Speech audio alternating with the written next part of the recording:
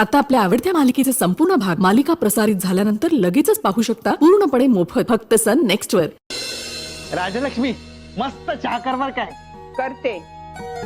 आपली होणारी सून किती भाग्यवान आहे बघ ना। अगं गौतम रावांच्या पहिल्या पत्नीचं मंगळसूत्र सुद्धा तिलाच मिळणार आहे। किती तोळ्यांचं असेल का ते? दिसायला जड होतं ना। आता मंगळसूत्रात सुद्धा तुम्ही तोळे मोजताय का? मग काय हरकत आहे? हे बघ आपल्या घरात येणाऱ्या प्रत्येक गोष्टीची यादी करणार आहे मी। तशी मी एक डायरी रेडी करून ठेवली लिहायला। हे बघ ही गोष्ट ना मला काही आवडलेली नाहीये दादा। अरे गेलेल्या बायकोचं मंगळसूत्र मुलीला घालणं नाही म्हणजे उद्या युवावर काही अपशकुन नको व्हायला, ही काळजी वाटते मला बाई याची। हे बघ रेणुका काही काळजी करायचं कारण नाहीये। अगं त्या दोघांच्या पत्रिकेतले सगळे गुण जुळलेले आहेत। मग कसला होतोय अपशकुन? आणि तुला सांगतो एकदा का पैसे आले की मग झाला अपशकुन कर शांती पूजा, झाला अपशकुन कर शांती पूजा, एवढं सोपं आहे। अहो असं काही नाही, इथे पैशाचा काही संबंध नाही। त्यांनी मनापासून शांती पूजा केली आहे आणि गुरुजी म्हणालेत ना आता यापुढे काहीही अशुभ होणार नाही म्हणून। मग झालं तर तुम्ही उगाच नसत्या शंका काढत बसू नका। नाही पण गेलेल्या बाईचं मंगळसूत्र दुसऱ्या बाईला घालणं ही कुठली प्रथा आहे सांग बघू मला। हे बघ आमच्या श्रीमंत व्यायांची कुठलीही प्रथा मला मान्य आहे। अगं प्रॅक्टिकली विचार करावा ना माणसानी। आणि हे बघ रेणुका त्यांच्या पहिल्या पत्नीचं मंगळसूत्र ज्या घरात जाईल ना त्या घरासाठी ते वाटतील ते करायला तयार होतील ना। जरा विचार कर। हे बघ दादा त्यांच्या प्रत्येक गोष्टीला तू होला हो म्हणतोस ना, हे मला अजिबात आवडलेलं नाही। मला ही गोष्ट मान्यच नाहीये। ते पैशासाठी सगळ्या रीतीभाती गुंडाळून ठेवायच्या असतात का दादा? जहागीरदारांची एकच गोष्ट मला पटली, त्यांची मोठी मुलगी अपशकुनी आहे।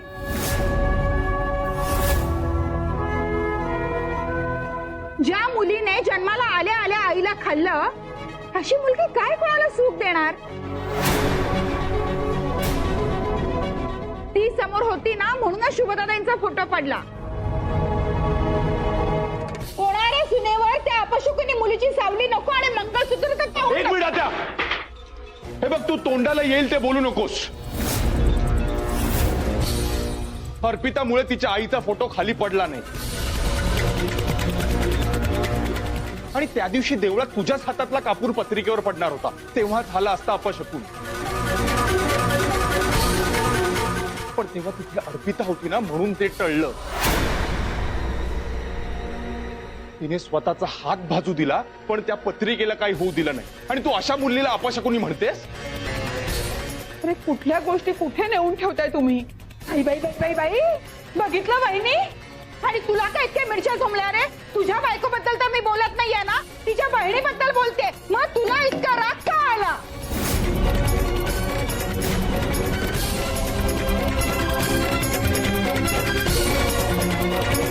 अगं पण माझं हे म्हणणं आहे की कुठल्याही माणसाबद्दल आपण वाईट का बोलावं ना। आणि अर्पिताच काय त्या कुटुंबामधल्या कुठल्याही माणसाबद्दल तू जर वाईट बोललीस ना तरी मला राग येणारच।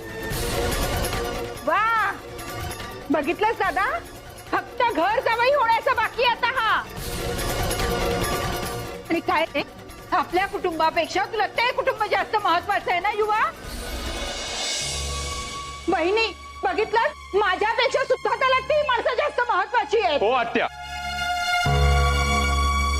ती माणसं माझ्यासाठी महत्वाची आहेत। आणखीन काही प्रश्न आहेत तुझे? हे बघ पप्पा मलेशियाला गेले होते म्हणून तुला इथे मदतीसाठी म्हणून बोलावलं, आता ते परत आले। तुला जर इथे शांतपणे राहायचं असेल तर राहा, नाहीतर तू स्वतःच्या घरी परत जाऊ शकतेस। लग्नासाठी म्हणून परत ये। युवी अरे काय बोलतोयस तू? हे युवी अरे काय बोलतोय हे? सॉरी म्हण बघू आत्याला।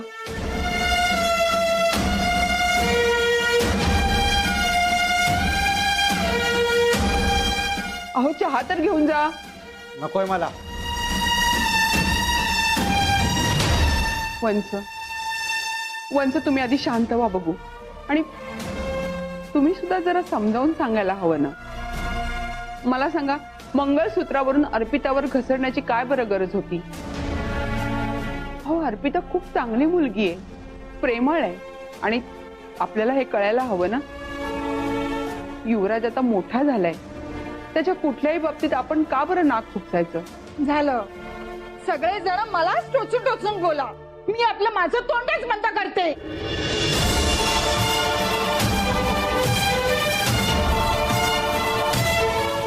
मी बोलणारच. जेव्हा जेव्हा संधी मिळेल तेव्हा तेव्हा मी गौतमच्या कुटुंबाबद्दल वाईट बोलणार. म्हणजे हळूहळू त्यांच्याबद्दल आदर कमी होत जाईल आणि हे लग्न मोडेल. तेच तर हवंय मला.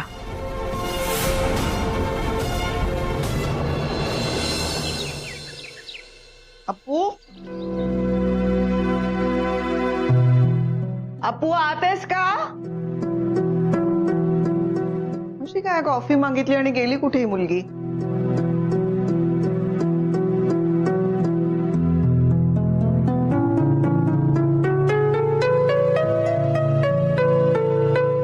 यातच कविता लिहिल्यात ना अपूनी?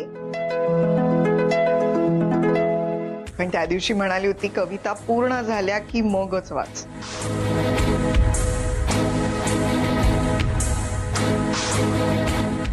खरं तर आईनी वाचल्या तर काय हरकत आहे? एवढी काही चिडणार नाही अप्पू.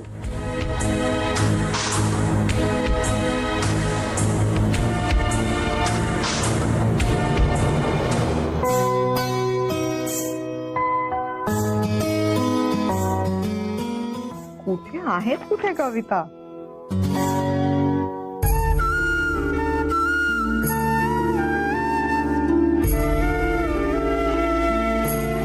बाळा, कुणाही स्त्रीवर असा कठीण प्रसंग कधी येऊ नये. पण मला माझं बाळ हवंय, मला आई व्हायचंय. म्हणून मी कधी नाही ते आज तुझ्या बाबांशी खोटं बोलले.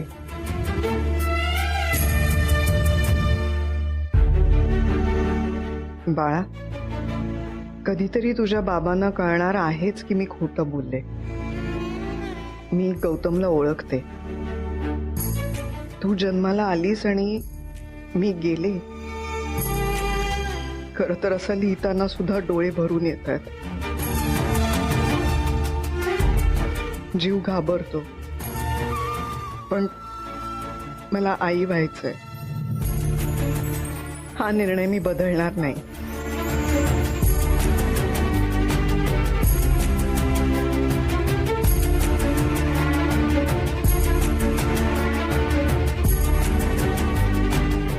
जर मी गेले आणि बाबांनी तुला दोषी धरलं, तुला दूर लोटलं, तरी त्याचं वाईट वाटून घेऊ नकोस. जर मला काही झालं तर तू तुझ्या प्रेमाने माझी उणीव भरून काढ. माझ्यानंतर तुझ्या बाबांना एकटं सोडू नकोस.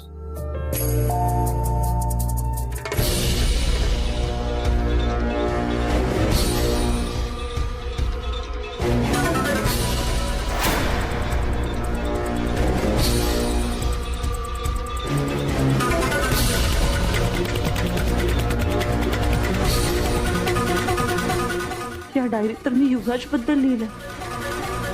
आईने बघितलं तर अगं,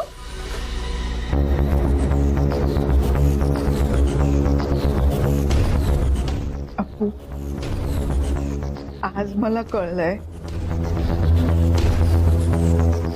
की हे इतका राग करतात तुझा, तरीही तू इतकं प्रेम का करतेस त्यांच्यावर? अगं, तू म्हणाली होतीस कविता लिहिल्यात ना ह्याच्यात, त्या बघायला गेले आणि वेगळंच काहीतरी वाचलं गेलं. आहेत ना, कविता आहेत, पुढे लिहिल्यात आहेत. मग दाखव ना. नंतर दाखवते ना. पूर्ण झाल्यावर दाखवेन. अगं आईला दाखवायला काय, दे इकडे. आई प्लीज, मी नंतर दाखवते. अप्पू अगं असं काय करतेस? हे बघ, मी जर त्या अर्धवट कविता पाहिल्या आणि मला काहीतरी सुचलं, मी काही सजेस्ट करू शकीन ना. हो पण प्लीज. आता नाही, आता दे. आई दे दे दे दे. आई अगं, कविता वाचायला काय हरकत आहे? दे ना, अप्पू. मी सांगते ना. एवढं काय त्यात? आई नंतर नंतर काय दाखव. लहान मुलांसारखं करतेस? अगं, पण- दे दे दे. दे, आता तर मी सोडणारच नाही. आता मी पण लहान मुलांसारखं. दे दे दे. नाही, थांब, तू थांब. आई अगं थांब थांब, अप्पू. ऐक ना. अगं, प्लीज. ठीक आहे, आता काय एवढं म्हणतेस तर नाही वाचत. ठीक आहे. ए, काय ग अप्पू, तू ऐकतच नाहीयेस.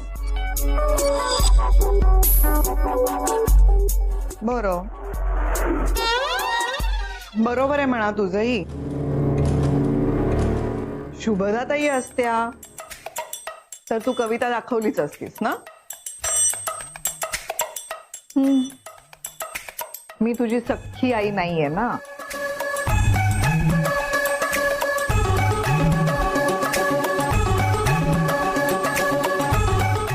का मी हे विसरते की मी नाहीये तुझी सख्खी आई.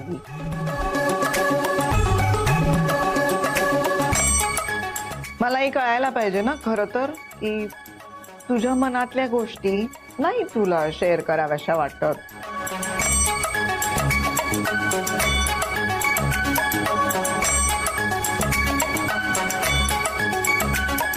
ठीक आहे, आता काय मलाच ऍक्सेप्ट करायला पाहिजे. आई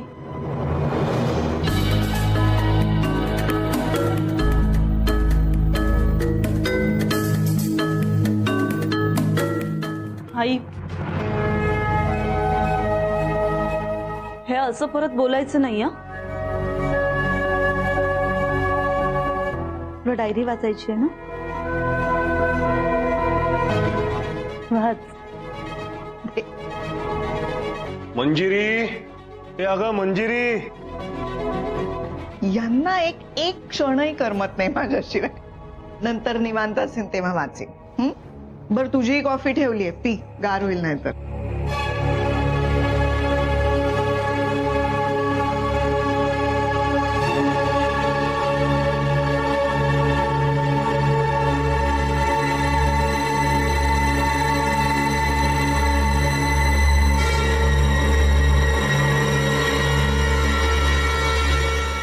सॉरी युवराज, तुझ्याबद्दल लिहिलेली पानं ही अशी चुरगळून टाकावी लागली मला.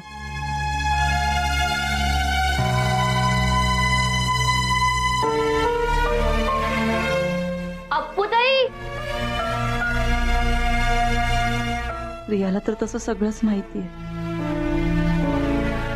नाही तरी सुद्धा तिला कधीच कळायला नको की युवराज बद्दल माझ्या काय फिलिंग्स होत्या आणि आहेत. अप्पूताई, अगं ते माझं फेवरेट नेल पेंट कुठे ठेवलंयस तू? मला नाही सापडत, बहुतेक तुझ्या ह्याच्यात आलंय. असेल तिकडेच कुठेतरी, बघ ना सापडेल.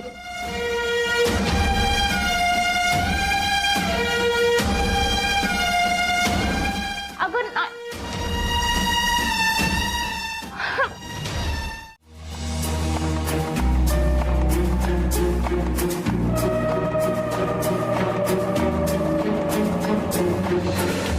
युवराज बद्दल लिहिलेल्या कागदांचं आता काय करू मी? फाडून टाकू का? नाही नाही, मी काय करू? हा खानविलकर. हा नाही नाही, मेल मिळालाय मला, तो आत्ताच. हा हो, मी बघतो ते.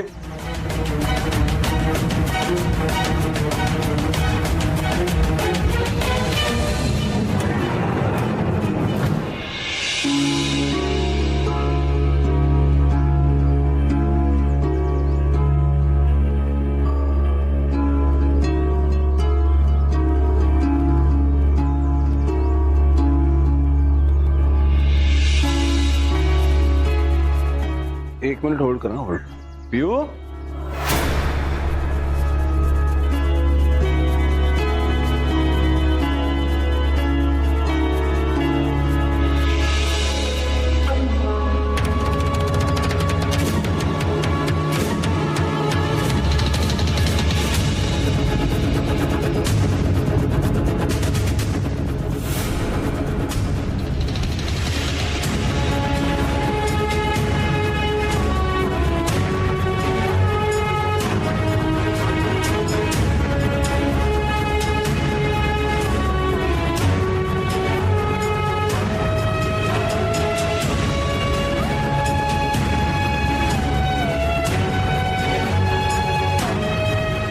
ही डायरीची पानं कोणाच्या हाती लागायला नको.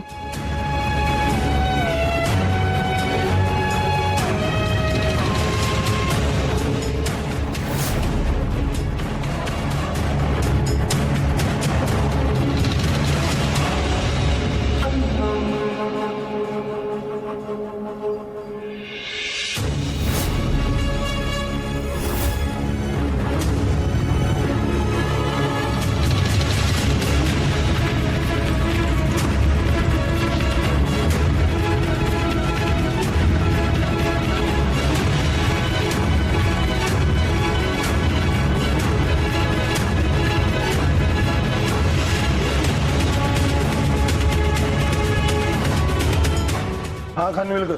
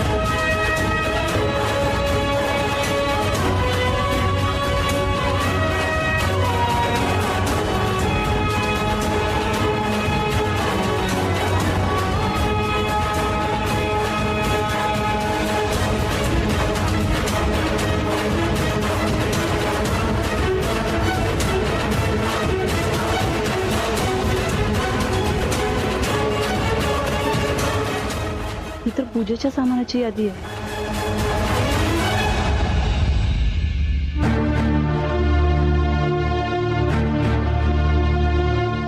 मग ती डायरीची पानं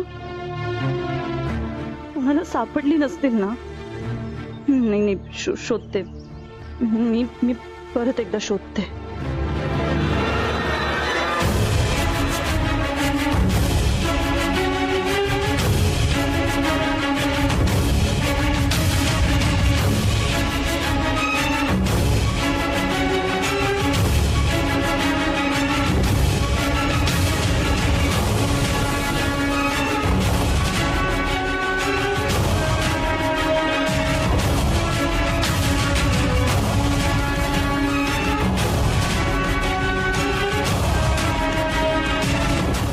अरे देवा, कोणाला सापडली असतील का ती पानं?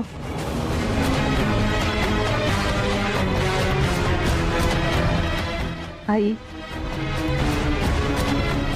प्रेम हे अनपेक्षितपणे आपल्या आयुष्यात येतं.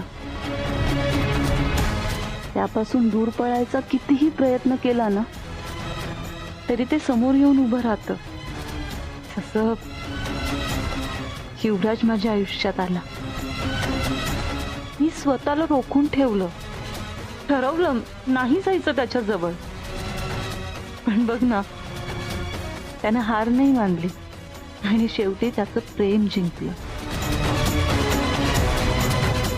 आई, मला बाबांचं प्रेम मिळावं यासाठी तो मनापासून प्रयत्न करतोय, पण त्याला यश नाही मिळत. बाबांचं प्रेम हे एक स्वप्नच राहणार का गाई? आणि तो जे स्वप्न पाहतोय आमच्या लग्नाचं, ते पूर्ण होईल का ग?